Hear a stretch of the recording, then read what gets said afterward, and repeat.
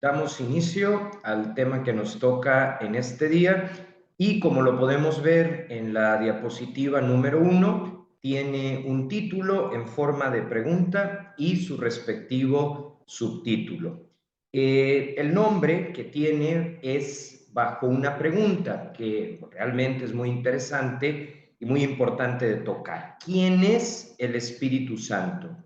Una interrogante que las personas se han hecho a lo largo de la historia y que de modo especial a San Pablo le tocó despejar precisamente en los viajes tan famosos que hizo, muchas veces a pie, en algunos casos en embarcaciones primitivas, como por ejemplo aquella que le llevó a naufragar en Malta, y que va a ser él quien a través de sus cartas y de la predicación oral pues va a responder a esta pregunta. Así que nuestro título y al mismo tiempo el punto de partida es hablar sobre el Espíritu Santo, la tercera persona de la Santísima Trinidad. Pero a modo de introducción y como para ir calentando motores, me gustaría no empezar por el título, sino más bien por la frase, la que está entre comillas, que hemos puesto, o que mejor dicho, he puesto a modo de subtítulo, la expresión el Dios desconocido, por dos motivos. Primero, porque está ligado a la historia de Grecia y con ello a la labor que hizo San Pablo para tratar de despejar esa X, esa incógnita. Y segundo, porque me parece una expresión muy actual, ya que incluso entre católicos todavía el tema del Espíritu Santo sigue presentando un cierto déficit de conocimiento, a pesar de que la Biblia, desde luego, lo explica claramente y, por supuesto, los documentos de la Iglesia, en particular el catecismo, que lo desarrolla de una forma muy pedagógica, muy clara. Entonces, bueno, me parece a mí que la expresión el Dios desconocido, pues da lugar a este video, ¿no? Como para tratar de ayudar a que pase de ser un desconocido, incluso alguien anónimo, a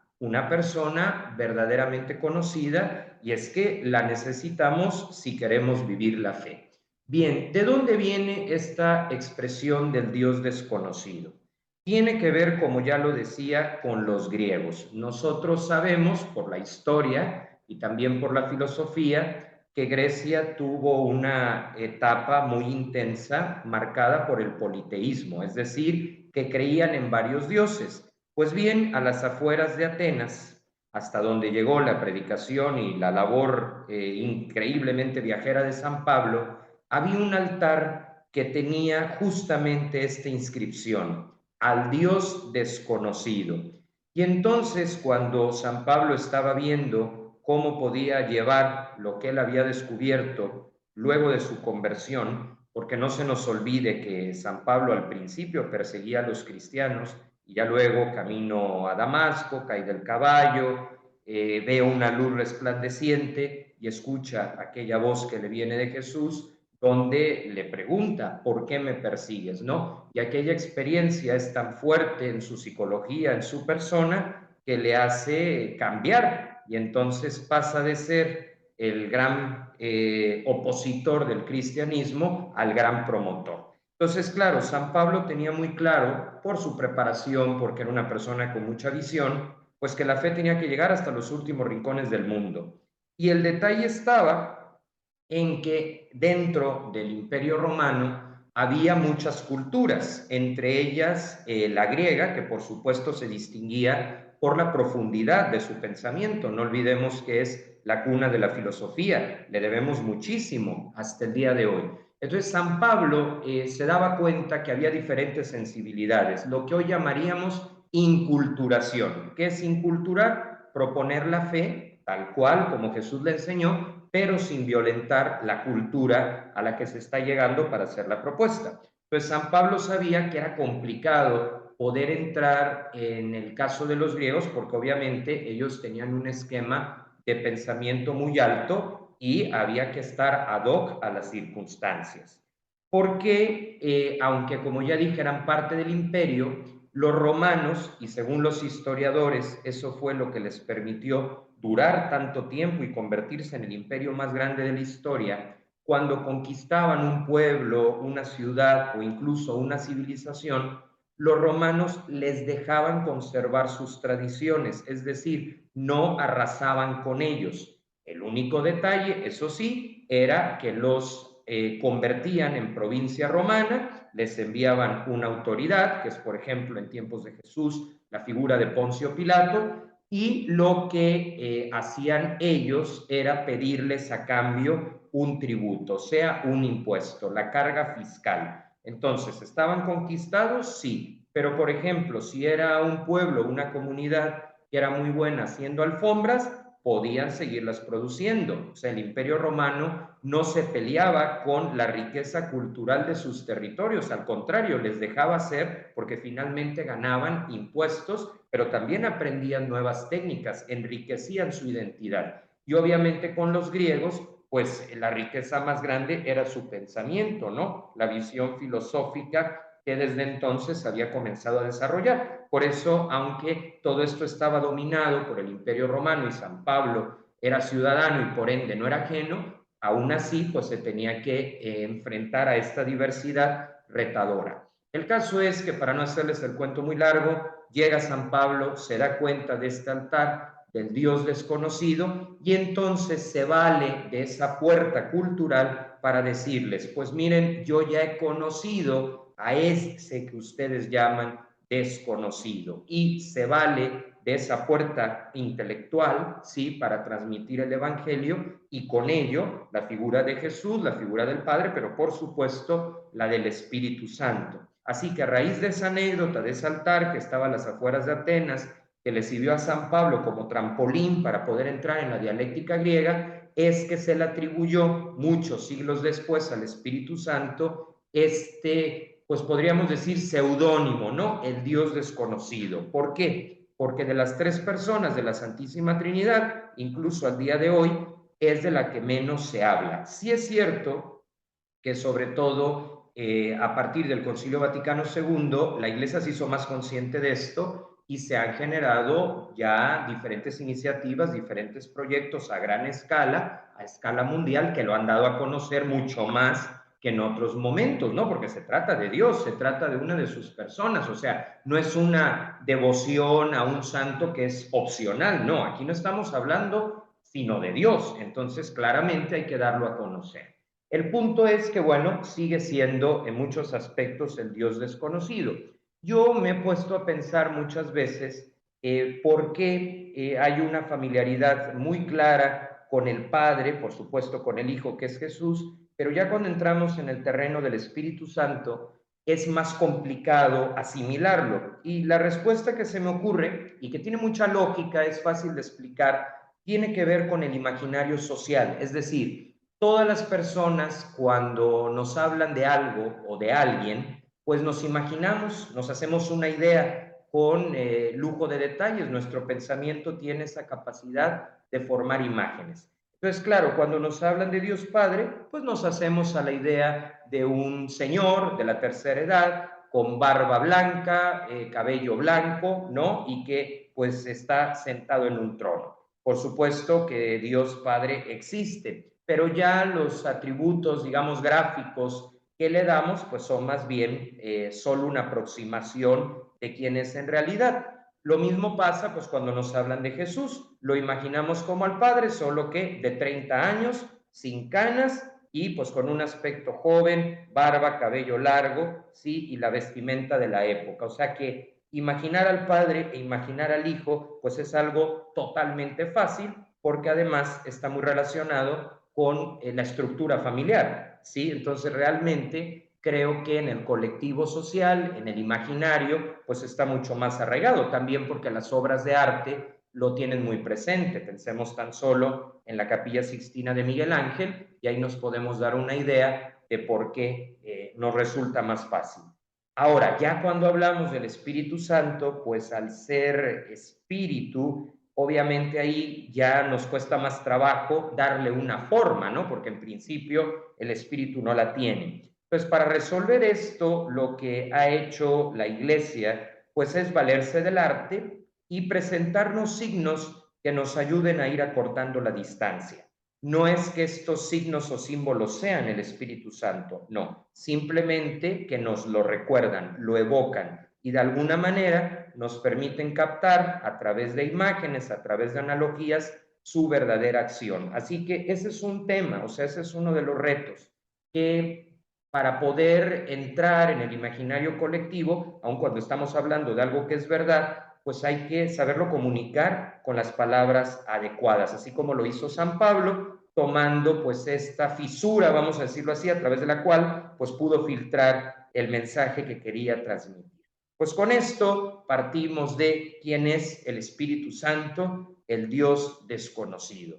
Y lo vamos a hacer, desde luego, de una forma ordenada, tocando 4 puntos muy sencillos. Primero, en el inciso A vamos a usar una palabra técnica, ¿sí?, que voy a explicar en un momento, que es la neumatología, porque obviamente, aunque el Espíritu Santo no es una idea, sino una experiencia, claro que hay una dimensión académica que necesitamos conocer por cuestión de cultura religiosa, de ámbito teológico.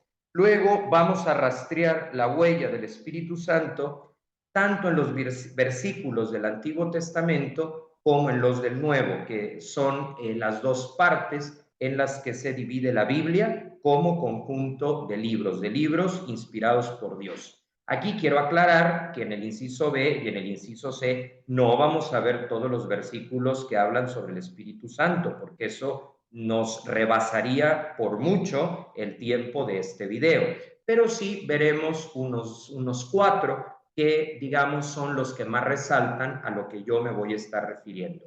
Y por último, en el inciso D, pues ya que conozcamos este recorrido histórico-teológico de la tercera persona de la Santísima Trinidad, aclarando que no es alguien, sino algo, que no es una idea, sino una experiencia, pues vamos a hablar sobre el lugar que ocupa en nuestra vida interior y por qué es bien importante conocerlo a profundidad. Así que bueno, comenzamos con lo que es el inciso A, la neumatología. Para no alargarnos mucho, vamos a lo concreto. Neumatología es aquella rama de la teología que tiene por objeto el estudio del Espíritu Santo. Y aquí tenemos en la diapositiva una ilustración que nos habla justo de esa rama teológica y es el relato de Pentecostés, que lo encontramos en el Nuevo Testamento, en el libro de los Hechos de los Apóstoles. Esta pintura en especial, que a mí me gusta mucho, fue pintada nada más y nada menos que por el Greco.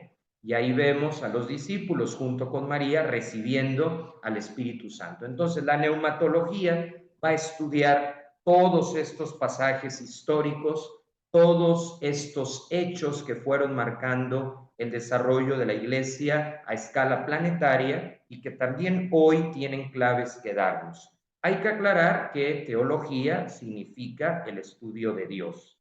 Teodios, logos, estudio. ¿Y qué se hace? No porque Dios sea susceptible de ser llevado al laboratorio, sabemos que no se puede, pero sí estudiarlo a partir de su palabra. En este caso, ¿verdad? De, digamos, los versículos que hablan sobre el Espíritu Santo. De manera que la teología, como otras ciencias, como otras áreas de conocimiento, tienen sus propias ramas. Por ejemplo, en el derecho, según el asunto que el cliente me presente, pues yo voy a saber desde qué rama lo voy a abordar. Por ejemplo, si es un tema de familia, sé que es derecho civil. Si es un tema de un despido injustificado, sé que es derecho laboral, y así en cada caso. Pues al igual que sucede en el derecho, o por ejemplo en la medicina, que si se trata de un niño es pediatría, que si se trata de algún problema del corazón es cardiología, pues también en la teología vamos a encontrar diferentes ramas. La neumatología, que es la que nos ocupa hoy, pues es la que se encarga del Espíritu Santo. Y bien, ahora hay que explicar qué es esta expresión neuma, ¿no? Y lo podemos resolver, de hecho lo despejamos, con el diccionario de la lengua española, que nos explica el origen de la palabra y nos dice que significa propiamente soplo, aliento, o sea, lo que nos mantiene vivos, ¿no? Ese soplo de vida, que muchas veces se menciona así en la Biblia. O sea que neuma es ese soplo, es ese aliento, y se le atribuye a la tercera persona de la Santísima Trinidad en cuanto a su forma de ser y de actuar en la historia. Bien, aquí llegamos ahora a un tercer punto. Ya vimos que la neumatología es una rama teológica, ya vimos que neuma significa soplo y aliento, y ahora lo que decía al principio, si bien es cierto que el Espíritu Santo es intangible y no lo podemos encerrar en la cuadratura de un concepto, mucho menos de algo material, pues sí que le podemos poner diferentes representaciones que nos ayuden a asimilar hasta donde sea posible su significado.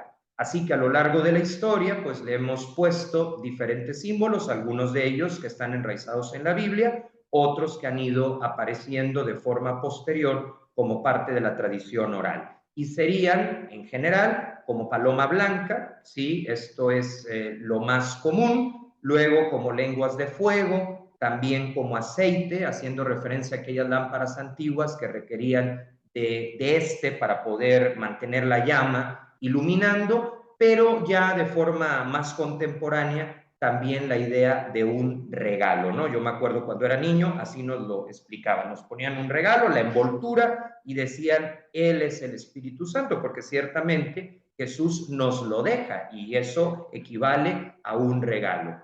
Por supuesto que también hay una expresión iconográfica que a mí me gusta mucho, y es la presencia del Espíritu Santo expresada en la cruz del apostolado. La cruz del apostolado es el emblema de la espiritualidad que Dios dio a conocer a través de una visión que tuvo la beata Concepción Cabrera de Armida en 1894, y que tiene la característica de ser una cruz con diferentes elementos, las nubes, que significan a Dios Padre, el corazón palpitante, que significa Jesús, y en la parte superior el Espíritu Santo, que la ilumina y la sostiene, junto con otros elementos como la espina, la cruz interna y la lanza. O sea que también en la cruz del apostolado pues encontramos una aproximación simbólica que nos puede ayudar a comprender mejor cuál es el papel que juega el Espíritu Santo en la historia y en general lo que se dedica a estudiar la neumatología. Bien, dicho esto, pues vamos ahora a explorar uno de los campos de estudio de esta rama, que es precisamente poder ubicar su lugar en la Biblia. Pero antes de esto, y para dejar muy en claro que el Espíritu Santo es sobre todo la experiencia que nos deja encontrarnos a una persona o con una persona, y no simplemente reducirlo a un dato frío, a una cuestión meramente académica, pues puse un escrito del venerable siervo de Dios, el padre Félix de Jesús Rouyer, quien fue un sacerdote francés, fundador de 4 congregaciones religiosas, y que precisamente en todas estas congregaciones dejó la impronta de la necesidad de dar a conocer al Espíritu Santo. No es casualidad que si miramos su foto, en este caso está llevando el hábito, se alcanza a ver el monograma del nombre de Jesús, la cruz del apostolado y arriba la paloma del Espíritu Santo. Sin duda, en el siglo XX, el padre Félix de Jesús Rouyer, en la historia de la Iglesia, pues fue uno de los sacerdotes que más hizo por dar a conocer al Espíritu Santo. Para darnos una idea, logró que México, el lugar donde desarrolló su misión, después de haber estado en países como España y en Colombia, logró que México fuera el primer país del mundo en consagrarse al Espíritu Santo. Entonces, quise citarlo a él, que tuvo una experiencia muy fuerte en este sentido, pues para con sus escritos ir entendiendo la relevancia que tiene el Espíritu Santo. Y él apunta en un retiro que le dio a los novicios misioneros del Espíritu Santo, es el nombre de la primera congregación que fundó. Creo que en el nombre está la clave de por qué lo menciono en el video que responde a la pregunta, ¿quién es el Espíritu Santo? Y dice el padre Félix de Jesús, ¿cuántas almas, es decir, cuántas personas deseosas de perfección? Perfección en el lenguaje del padre Félix se entendía en proceso de ser mejores, están estancadas porque no invocan al Espíritu Santo. Lo tienen olvidado en todo el transcurso de su vida espiritual. Desean ser santos sin el santificador. Realmente esta es una reflexión muy actual y que nos sirve de sustento. Primero que nada, ubica que hay un problema. Hay personas, sí, que quieren progresar. Eso no es el problema. El padre Félix eso le daba mucho gusto, sobre todo que los jóvenes se animaran pues, a llevar un camino de mejora, un camino de crecimiento. Pero se daba cuenta que, aunque había buena voluntad, porque él siempre tomaba lo positivo de cada uno, se daba cuenta que muchos querían lograrlo, pero no lo conseguían y le daban demasiadas vueltas al asunto y no encontraban cuál era la pieza del rompecabezas que faltaba. Y era cuando intervení y les decía, te encuentras estancado en tu vida, en tu vocación, en tu vínculo social, en tu vínculo familiar, incluso en tu vínculo laboral, porque se te olvidó lo esencial, llamar al Espíritu Santo, tener momentos de oración con Él para que te ayude a no quedarte con tus propias fuerzas, que aunque valen, no son el todo. Entonces, para el padre Félix es importante caminar, para el padre Félix es importante que no nos estanquemos, porque a veces nos puede pasar que frente a las dificultades de la vida, pues no queramos seguir adelante porque nos gane el miedo, porque nos gane la ansiedad. Y él decía que para superar todos estos estancamientos había que hacer muchas cosas, sin duda, pero que la primera era invocar, o sea, llamar al Espíritu Santo. Y también se daba cuenta que lo paradójico del asunto es que las personas que se encontraban en esta situación no eran alejadas de la iglesia, sino que dentro de ellas, y aún viviendo una vida interior auténtica, también se les pasaba. Y por eso decía, desean ser santos sin el santificador. O sea que para lograr ser personas completas y felices, porque la fe no busca otra cosa. Si ustedes creen que la fe busca que nada más estemos sufriendo, si ustedes creen que la fe busca que estemos aburridos, si ustedes creen que la fe nada más es rigidez, si ustedes creen que la fe es hacer, hacer, hacer en vez de ser, pues no están entendiendo adecuadamente la fe, y no porque lo diga yo, sino porque el propio Jesús nos va llevando por otro camino totalmente distinto. Entonces el Padre Félix nos va recordando que la fe es sobre todo una experiencia que nos va transformando, que nos va ayudando a ser mejores y asimilar el estilo de vida de Jesús, ¿sí? Dentro de lo que somos, dentro de lo que hacemos, con la originalidad de cada uno, pero sabiendo que sin el Espíritu Santo sería como pretender nadar en una alberca sin agua, con el riesgo terrible de un golpe que pudiera ser fatal, ¿no? Entonces, si queremos nadar, pues necesitamos agua. Lo mismo si queremos alcanzar ese desarrollo, ¿no? Ese bienestar interior que también nos lleva a salir de nosotros mismos para pensar en el bien de los otros y no reducirlo a estoy bien yo y que me valga lo demás. No, no, estar bien yo, pero también pensar en el otro, en sus necesidades, en las realidades de exclusión y que todo este dinamismo de dentro hacia afuera, de afuera hacia adentro, es parte de la obra del Espíritu Santo. Hoy que vemos tantos casos de depresión y de ansiedad, sin sustituir desde luego las terapias, porque tiene que haberlas, recordar que también una parte tiene que ver con el ámbito, o mucho de eso tiene que ver con el ámbito interior, con esos diálogos que tenemos con nosotros mismos y en donde el Espíritu Santo, sin descuidar estos procedimientos terapéuticos que son muy necesarios, muy recomendables, nos ayuda a dar pasos significativos y a no quedarnos estancados. Pues aquí, con esta frase, se nos apunta la primera tarea o la primera consecuencia de este video, llamar al Espíritu Santo y hacernos su amigo, tratarlo con familiaridad, ¿sí? Día a día, 15 minutos, 20 minutos, y se nos va a cambiar el panorama, va a volver a tener color, ¿sí? No va a ser algo gris, algo repetitivo, sobrepensado, sino más bien profundo, como lo sugiere el padre Félix, que tantos retiros predicó y que tantos escritos le dedicó precisamente al Espíritu Santo. Bien, ahora sí, regresando a la cuestión de la neumatología, vamos a ir rastreando la huella que tiene en la Biblia. Y el primer libro donde lo podemos ubicar es el del Génesis, que, bueno, la palabra Génesis significa origen. Dicho sea de paso, bueno, para ir entendiendo la terminología bíblica, en este caso del Antiguo Testamento. Y aunque, como les digo, hay muchas otras citas, por ejemplo, del libro de Números, del libro de Reyes, aquí voy a utilizar el primero, el del origen, el Génesis. Y hay dos versículos que ya nos hablan de cómo el Espíritu Santo irrumpe en la historia a partir de que surge, ¿verdad? Pues toda la evolución que vendrá después y en donde apareceremos los seres humanos. Primero dice que el soplo de Dios se cernía sobre las aguas, que también lo podemos entender como ese espíritu que aleteaba ya desde el minuto 1 en que se iba desarrollando el planeta, el sistema solar y todo lo que la ciencia nos aporta al respecto. Luego también dice, entonces el Señor Dios modeló al hombre, al ser humano, con arcilla del suelo y sopló en su nariz un aliento de vida. Así el hombre se convirtió en un ser viviente.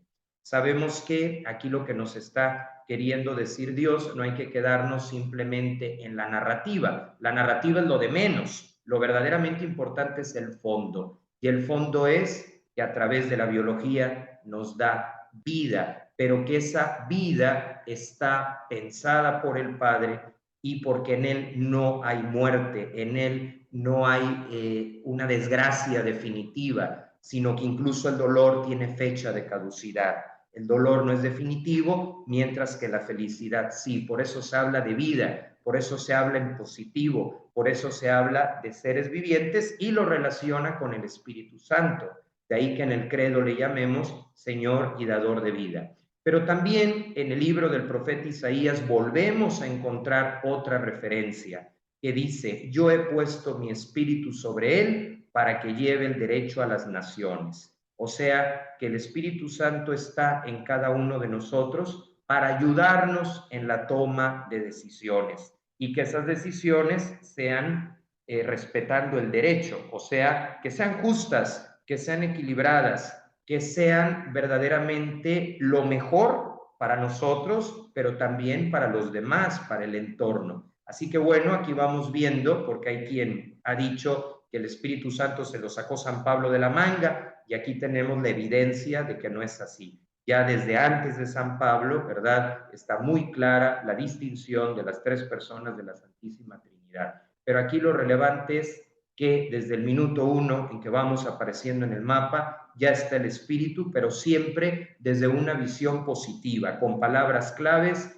como agua, vida, hombre, ser viviente, soplo, sí, derecho, estoy con él, le oriento, le acompaño, etcétera. Donde lo definitivo no será la destrucción y las cosas que pues, luego vemos lamentablemente en las noticias porque son reales, porque nos golpean, sino que al final todo en la Biblia es un llamado a que lo que va a perdurar será lo bueno y eso nos da fuerza para seguir adelante cada día, pues con las cosas que nos tocan hacer en el trabajo, en la familia, con las demás personas. Así que ya desde el Antiguo Testamento vamos encontrando que este espíritu actúa en favor del ser humano, en favor de su desarrollo, en favor de su felicidad. Y con eso se rompen los mitos según los cuales la fe nos quiere esclavizar, la fe es la aguafiestas, al contrario, es la verdadera fiesta. ¿Por qué? Porque es una fiesta que no te destruye,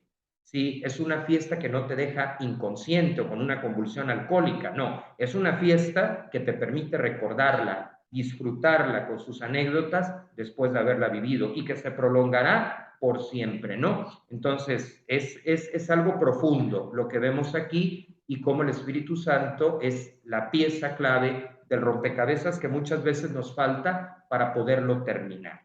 Y luego está, por supuesto, el Nuevo Testamento. Aquí no puse, porque lo estoy diciendo, lo mencioné al principio, pero en el Nuevo Testamento, desde luego que el punto central es el relato de Pentecostés, de los hechos de los apóstoles.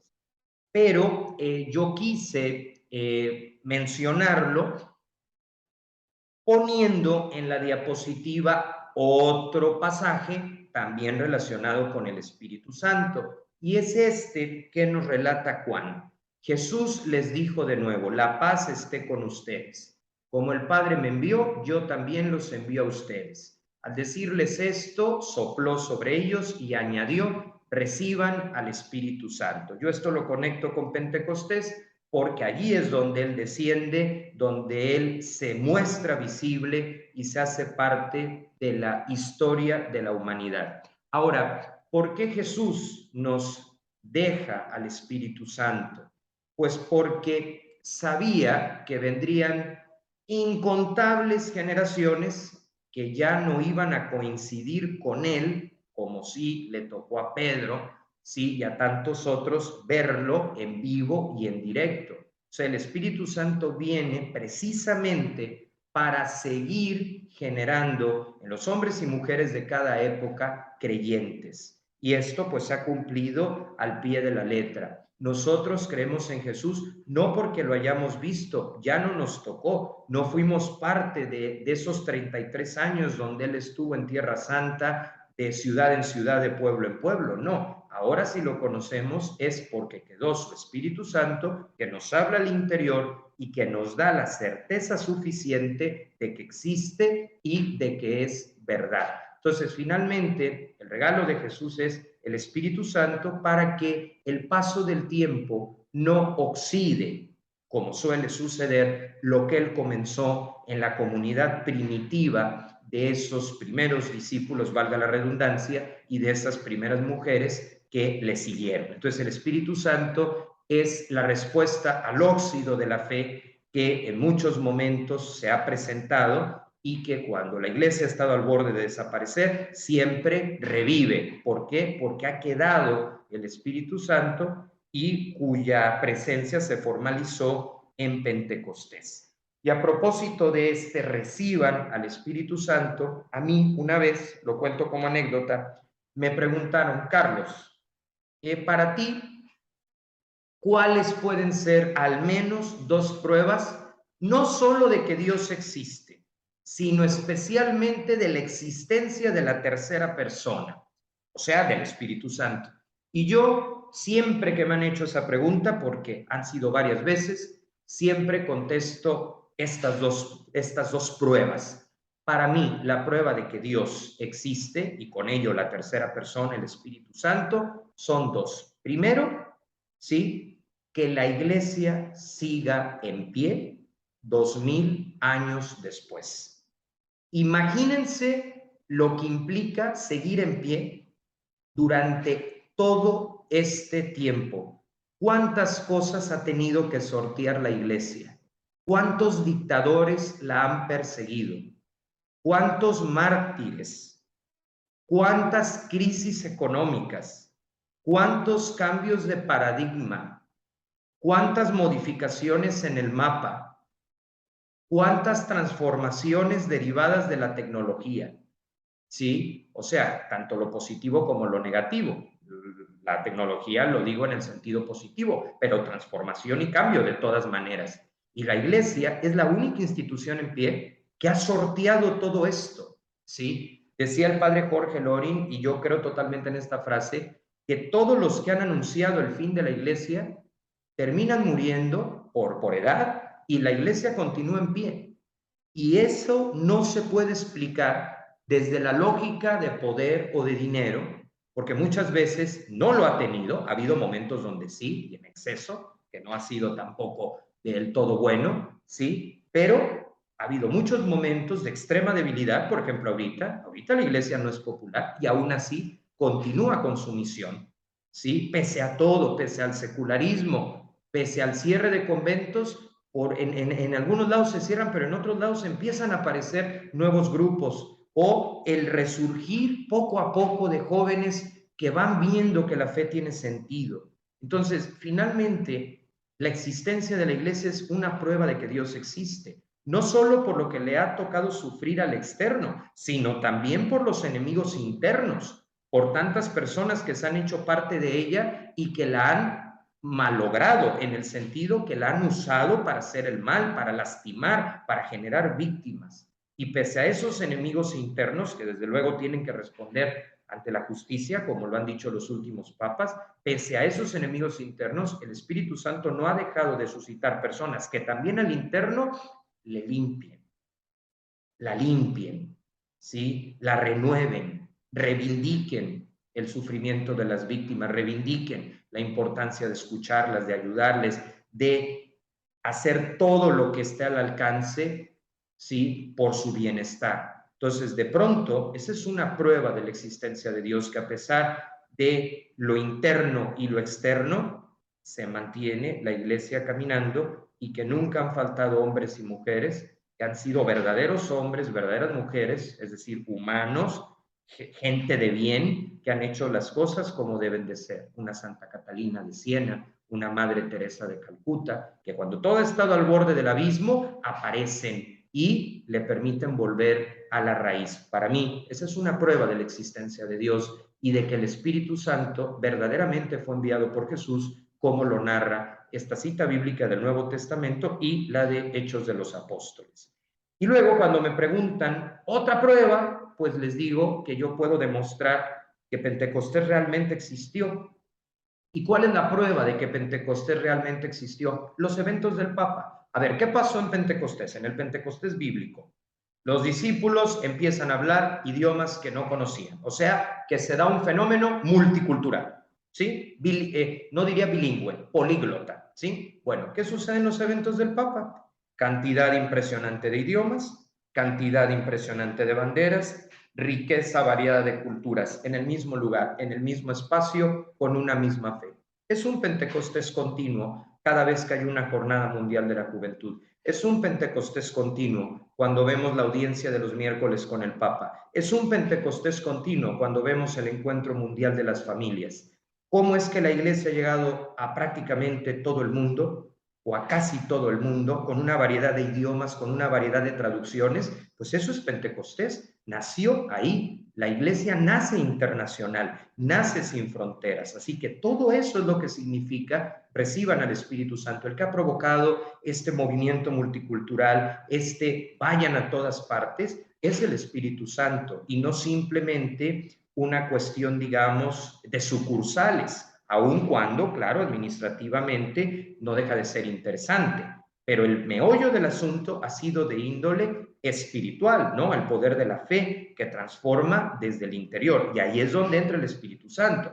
Entonces, si Él da inicio a este movimiento de darlo a conocer por todo el mundo, no se le puede seguir considerando el Dios desconocido como si no tuviera sus raíces bíblicas y como si no tuviera un papel destacado en todo lo que ha sucedido desde entonces. Así que bueno, a la luz de todo esto, ¿sí? De quién es el Espíritu Santo, podemos ir entresacando tres primeras conclusiones. La número uno, que el Espíritu Santo es una persona y que por lo tanto actúa en la historia y podemos hablar con Él a través de la oración.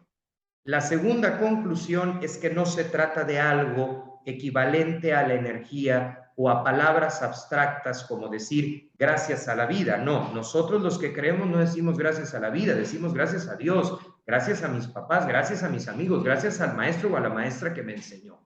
Y lo tercero, que es muy importante, el Espíritu Santo finalmente viene para ayudar a que nos desarrollemos como personas. Hay una rama de la teología que lo estudia, que es la neumatología. El Espíritu Santo es una experiencia que evita que nos estanquemos y su ramificación tanto en el Antiguo Testamento como en el Nuevo Testamento y el papel que tuvo San Pablo en darlo a conocer, pero no porque lo hubiera inventado, sino porque él supo explicarlo como nunca nadie lo había hecho, con una pedagogía tal que hoy pues nos ha permitido no solo entenderlo, sino ponerlo en práctica y vincularnos con él como se habla con un amigo. Bien, dicho esto, podemos pasar, ¿sí?, al último punto, ¿sí?, que quiere decir o que se llama su lugar en la vida interior. Y podemos hablar de tres aspectos de la presencia del Espíritu Santo en nuestra vida y por qué vale la pena escucharlo y dedicarle tiempo a la reflexión. Primero, nos regala la fe, ¿sí? Si nosotros creemos en Jesús, es porque el Espíritu Santo nos da esa capacidad de creer, Todo ser humano la tiene en potencia, pero el que la activa es el Espíritu Santo. Ahora, no lo hace de forma mágica, lo hace de forma concreta, a través de sus 7 dones y de los 12 frutos que funcionan como una especie de caja de herramientas con tornillos de diferente medida y que vamos a usar dependiendo de las circunstancias. Por ejemplo, en los momentos de dificultad, el don de fortaleza; en los momentos donde andamos dispersos, por ejemplo, el don de temor de Dios, que no es tenerle miedo a Dios, sino tener miedo a apartarnos de Él, porque estamos tan felices con Él que no queremos que nada ni nadie interrumpa esa felicidad, ¿no? Así que nos regala la fe. Sin Él no hay fe, sin Él no hay posibilidad de vivir lo que en otros videos hemos llamado la experiencia fundante. Sin Él es muy probable que no podamos decidir adecuadamente, porque estaríamos abandonados únicamente a nuestros datos disponibles, siendo que Él tiene una visión mucho más completa, precisamente porque es Dios. Así que nos regala la fe, pero no de forma ambiental, sino a través de lo concreto de sus 7 dones y de sus 12 frutos. En un segundo lugar, se trata de nuestro maestro, del maestro interior. Muchas veces decimos, me habla la conciencia. En realidad, el que nos habla es el Espíritu Santo. Decía Santa Teresa de Lisieux, y creo que aquí está la síntesis de este segundo punto, que ella escuchaba no de forma, digamos, literal, o sea, un sonido de fuera, sino en su interior lo que debía ser en cada circunstancia, y ella se lo atribuía a la voz del Espíritu de Jesús, al Espíritu Santo. Y cuando ella se encontraba con alguna dificultad en el convento, porque había alguna monja que le complicaba la vida, tal cosa, ella encontraba en esa voz pistas de cómo actuar de forma inteligente, de forma asertiva y al mismo tiempo coherente con Jesús. Decía, sobre la marcha yo voy encontrando las claves. ¿Qué vivía Teresa de Lisieux sobre la marcha? La voz del Espíritu Santo, de ese maestro que no es solo teórico, sino que en la práctica te va indicando, como cuando aprendes a conducir, que el conductor asignado, el conductor que sirve de instructor, te va enseñando sobre la marcha, ¿sí? Con cuidado, con precaución, pero desde la práctica. Pues así lo hace el Espíritu Santo, y el equivalente a ese coche, a ese auto, a esa calle, es la propia vida. Y por último, que es el que nos lleva al Padre y a Jesús, a contemplarlo. Pero esa contemplación, sí, producto del Espíritu Santo, nos tiene que llevar también a dar a otros, al mundo de hoy, lo contemplado, ¿no? Esto último en palabras de Santo Tomás de Aquino. ¿Cómo que contemplar y dar a otros lo contemplado? Que era una frase de Santo Tomás. Pues yo lo explico de la siguiente manera. Cuando tú te vas de viaje y conoces un nuevo lugar, cuando regresas, pues las personas te preguntan cómo es, y entonces les empiezas a narrar con lujo de detalles el hotel, los traslados del aeropuerto al parque, del parque al centro comercial, etcétera. ¿Por qué? Porque ya has sido testigo de algo que estas personas aún no han vivido, aún no han visto. Eso es contemplar y dar a otros lo contemplado. Contar primero con nuestra propia vida, con la coherencia, y ya luego, como se le atribuye a San Francisco de Asís, aunque no tenemos la certeza de que lo haya dicho, primero con el ejemplo y ya si hace falta, con las palabras, pues acompañar aquello que hemos visto, aquello que hemos constatado. Pues con este panorama breve, concreto, podemos ir profundizando, y aquí yo diría pues que si hemos ya tomado conciencia de que el Espíritu Santo no solamente nos ayuda en el orden de la salvación, sino también en el de la salud mental, en el del desarrollo humano, si las personas que están viendo este video, si ustedes sienten, descubren que esto tiene valor, el siguiente paso sería pues incluir en su oración al Espíritu Santo y luego ir buscando otros libros de texto, bueno, quiero decir de texto en el sentido de que sean pedagógicos, ¿sí? Para comprender, porque aquí en México cuando hablamos de libros de texto, esa expresión quiere decir de tipo educativo. Y yo diría que esos libros de tipo educativo son dos. El primero, El Espíritu Santo, que fue un libro escrito por Monseñor Luis María Martínez, que lo pueden conseguir, y ya después de eso, porque tiene un lenguaje más técnico, también otro libro que se llama El Espíritu Santo, pero del padre Congar, el gran dominico, teólogo del Concilio Vaticano II. Estos dos libros, que son pedagógicos en el sentido de que paso a paso van ayudando a profundizar en la relación con el Espíritu Santo, serían un buen punto de partida para que este tema no se quede en el aire, sino que más bien el video sea el comienzo de algo nuevo. Pues concluimos esta pequeña plática bajo ya 5 conclusiones globales. Primero, que debemos conocer al Espíritu Santo porque es el que nos regala la fe a través de sus 7 dones y sus 12 frutos. Segundo, que se parece o se le puede comparar a la inspiración que sienten los artistas, ese movimiento interior que se materializa en una pintura, en una escultura. En nuestro caso se materializa con las buenas acciones, con proyectos significativos que ayuden a que el mundo sea mejor. Lo tercero, que el Espíritu Santo no es una idea, no es un dato frío, sino una experiencia que se va alimentando todos los días y que es capaz de sacar de nosotros nuestra mejor versión. Lo cuarto, sí, que el Espíritu Santo no es algo, sino alguien, porque se trata de una persona y no de una cuestión abstracta o perdida, como ya dijimos, en el mundo de las ideas. Y lo quinto es que se trata de la clave para vivir una vida feliz, completa, y que no se quede en las cosas superficiales. Pues con todos estos elementos concluimos nuestro tema del día de hoy.